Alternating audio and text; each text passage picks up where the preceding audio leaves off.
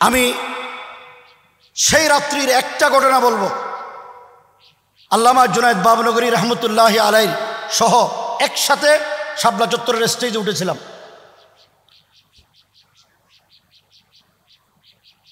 রাত যখন 12:30 হয় তখন প্রচণ্ড খিদায় অস্থির হয়ে গিয়েছিলাম। আমি আর আরেকজন জরুরত ছাড়ার জন্য এবং খিদা নিবারণের জন্য কোথাও কিছু পাওয়া যায় কিনা নটর ডেম কলেজ থেকে সামনে দিয়ে আমরা কমলাপুর যে বিআরটিসি বাস স্টেশন ওইদিকে যাচ্ছিলাম।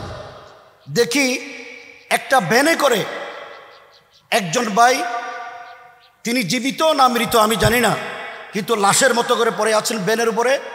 4 জন ভাই পিছন দিক থেকে কমলাপুরের দিক থেকে ভ্যানে করে টেনে শাপলা চত্বরের দিকে নিয়ে আসতেছে। আমি এই কথাটা বলি, আমাদের এই দেশের লেডি ফেরাউন খুনি হাসিনা পার্লামেন্টে দাঁড়িয়ে বলেছেন যে শাপলা চত্বরে কোনো হতাহত হয়নি, তারা রং মেখে শুয়েছিল, নাউজুবিল্লাহ। এবং তার সরকারের সামরিক সচিব শুকরানা মাহফিলের নামে যেই সম্মেলন হয়েছে, এই সম্মেলনে দাঁড়িয়ে উলামা ইকরামের সামনে শাপলায় যারা রক্ত দিয়েছে তাদের সামনে স্পষ্ট ভাষায় সে দায়িত্বহীন কণ্ঠে বলতে দুঃসাহস দেখিয়েছে যে কোনো হতাহত হয়নি। অথচ পত্রিকার রিপোর্ট হলো 1,54,000 গুলি বন্দুকের নল থেকে এই দেশের আলেম উলামা তাওহীদি জনতা নবী প্রেমিকদের গুলি বুকে বিদ্ধ করা হয়েছে। এই অবস্থায় ওই দিন দেখলাম যখন নিয়ে আসতেছিল, তখন এই লাশের উপরে লাশটা যখন একেবারে নটর ডেম কলেজের কাছাকাছি আসলো, দেখলাম পিছন দিক থেকে 10-12 জনের যুবলীগ ছাত্রলীগের কর্মী লাঠি সোটা নিয়ে দৌড়ে আসলেন। আসার পরে এই সাইড ভাই যারা ভ্যান গাড়ি ঠেলতেছিলেন তাদেরকে এমনভাবে নির্দয়ভাবে পিটাইলেন, তারা দৌড়ে পালিয়ে চলে গেলেন। এরপরে লাশ যেটা ভ্যানের উপরে ছিল, এই লাশকে এমন নিষ্ঠুর নির্মম অত্যাচার করেছে, পিটানো হয়েছে, পৃথিবীর ইতিহাসে এরকম কোনো নজির আমরা দেখতে পাই। যারা আহত হয়েছেন আমরা হাসপাতালে নিয়ে, অনেকে হাসপাতালে গেছেন, বিশেষ করে ঢাকার হাসপাতালগুলোর কথা ঢাকার নেতৃবৃন্দ জানেন, আমাদের ফজলুল করিম ভাই জানেন। আমি নিজ চোখে এখানে যারা সেদিন শাপলা চত্বরে ছিল, স্টেজের পিছনে মাগরিবের পরপরেই 6-7টা লাশ ছিল।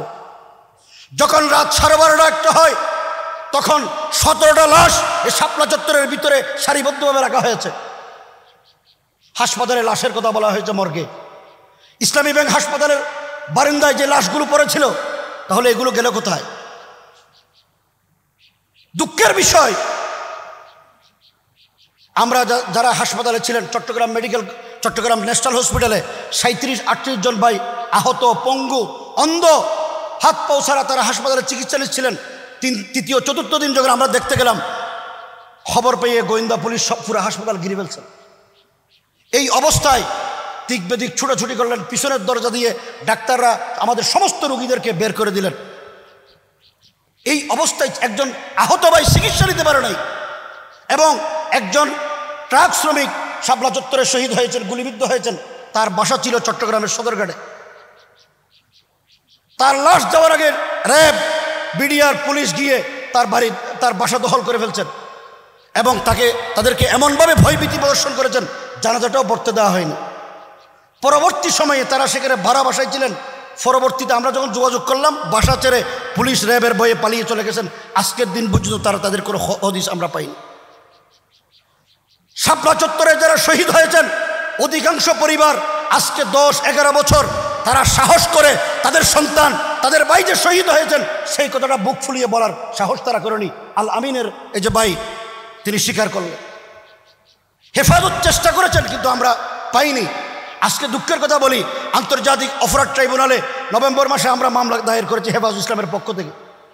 আমাদের ভাইয়েরা ফেসবুকে খুব লেখালেখি করেন, কিন্তু সাক্ষী দেওয়ার জন্য ট্রাইব্যুনালে কেউ এসে সাক্ষী দিবেন সেরকম ভাইদের সাহস আমরা পাচ্ছি না।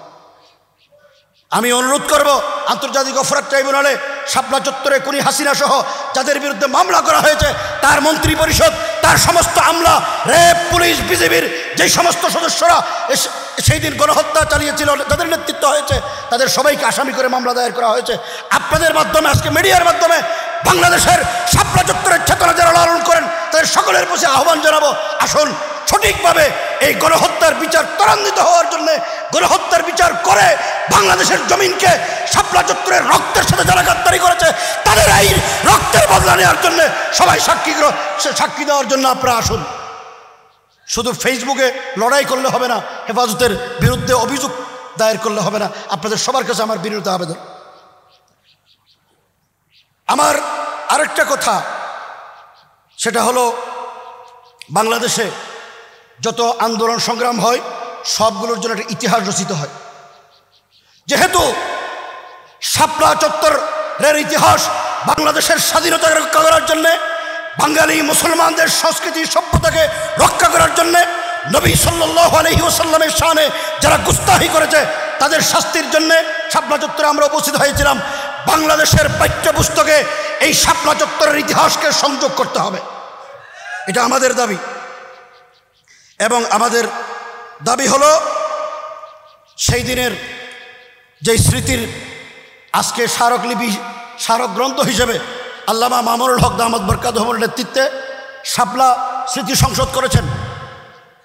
আমরা আল্লামা মামুনুল হক সহ তার সকল এই পরিবারের সদস্যদেরকে আন্তরিক মোবারকবাদ জানাই। আমাদের মহাসচিব সাহেব এসেছেন, হেফাজুল ইসলামের পক্ষ থেকে আমরা আরও বৃহৎ কর্মসূচি ইনশাল্লাহ হাতে নেব। এই ধারাবাহিকতায় আজকে মাওলানা মামুনুল হক সাহেব যেই শহীদ পরিবারের সদস্যদেরকে এনে স্মারক গ্রন্থ উন্মোচন করবেন এবং এই শহীদদেরকে আমরা জাতির সামনে উপস্থাপন করতে পেরেছি, এই জন্য আল্লাহ শুকরিয়া আদায় করি। এই শাপলা স্মৃতি সংসদের সকল সদস্যদের শুকরিয়া আদায় করছি। আগামী দিনে হেফাজুল ইসলাম যেন গঠনমূলক এবং দেশের জন্যে, দ্বীনের জন্যে, দেশের জনগণের জন্যে, দেশের তাহাফুজের জন্য কাজ করতে পারে, সেই জন্য সকলকে হেফাজতের সাথে ঐক্যবদ্ধ থাকার আহ্বান জানিয়ে আমার বক্তব্য শেষ করলাম। আসসালামু আলাইকুম ওয়া রাহমাতুল্লাহ। আলহামদুলিল্লাহ ওয়া কাফা ওয়া সালামুন আলা ইবাদিহিল্লাযীনা ইসতাফা, আম্মা বা'দ। শাপলা স্মৃতি সংসদ কর্তৃক আয়োজিত আজকের এই কনফারেন্সের সংগ্রামী সভাপতি,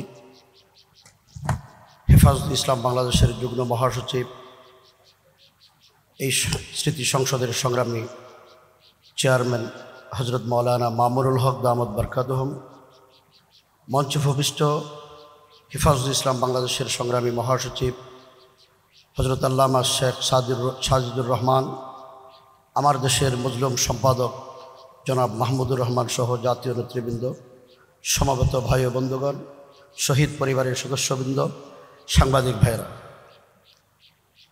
শাপলা চত্বরের এই বর্বরচিত হত্যাকাণ্ডের ইতিহাস বর্ণনা করার ভাষা আমার নাই। তবে শাপলা আমাদের জন্য একটি চেতনার নাম। আমাদের অনেক ভাই 5 তারিখ জুলাই বিপ্লবের পর শাপলা চত্বরের নাম পরিবর্তন করার জন্যে চেষ্টা করেছেন। আমি মনে করি কারবালা যখন একটি চেতনা, বালাকোট যেমন একটি চেতনা, শাপলাও আমাদের জন্য, আগামী প্রজন্মের জন্য একটি চেতনা। এটাকে আমাদেরকে অব্যাহত রাখতে হবে। শাপলার নাম পরিবর্তন নয়, শাপলার এই চেতনাকে বাংলাদেশের ঘরে ঘরে পৌঁছিয়ে দিতে হবে।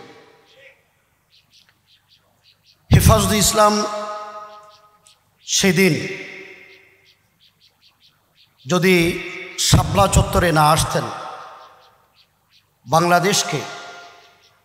বাংলাদেশের মুসলিম সভ্যতাকে বিনষ্ট করে দেওয়ার জন্যে, বাংলাদেশের স্বাধীনতাকে ধ্বংস করে দেওয়ার জন্যে ভারতীয় আগ্রাসনবাদী, হিন্দুত্ববাদী, আধিপত্যবাদী শক্তি যেভাবে শাহবাগে গেড়ে বসেছিল গণজাগরণের নামে, হেফাজতুল ইসলামের শাপলার আন্দোলন এই কথিত ভারতীয় আধিপত্যবাদী শক্তির মূলোৎপাটন করতে সক্ষম হয়েছে এবং বাঙালি মুসলিম সভ্যতা সংস্কৃতিকে যারা ধ্বংস করতে চেয়েছিল তাদেরকে বাংলাদেশের মাঠ থেকে, শাহবাগ থেকে নয়, সারা বাংলাদেশের যারা যেখানে বসেছিল সেখান থেকে ঘরে ঢুকিয়ে দিতে সক্ষম হয়েছে। এখন 2013 সালের 5 মে যেই জেনোসাইড আমাদের উপর হয়েছে, এটার অন্তর্বর্তীকালীন সরকারের কাছে আমাদের দাবি থাকবে, আপনারা ফিলখানা হত্যাকাণ্ডের সুষ্ঠু তদন্তের জন্য কমিশন করেছেন, জুলাই বিপ্লবের হত্যাকাণ্ডের আলাদা কমিশন হয়েছে। শাপলা চত্বর যদি সেই দিন আমাদের ভাইয়েরা রক্ত না দিতেন তাহলে জুলাই বিপ্লব সংগঠিত হতো না, এটা অনেকেই বলেছেন। তাদের কণ্ঠ মিলিয়ে বলতে চাই, শাপলা চত্বরের এই গণহত্যার একটি সুষ্ঠু তদন্তের জন্য আলাদা কমিশন গঠন করতে হবে। অনেকে বলেছেন যে হেফাজতে ইসলাম শাপলা চত্বরে এই হত্যাকাণ্ডের সঠিক পরিসংখ্যান আমরা দিতে পারি নাই, আমরা ব্যর্থ। আমিও স্বীকার করছি আমরা ব্যর্থ, কিন্তু কেন? আমি সেই রাত্রির একটা ঘটনা বলবো।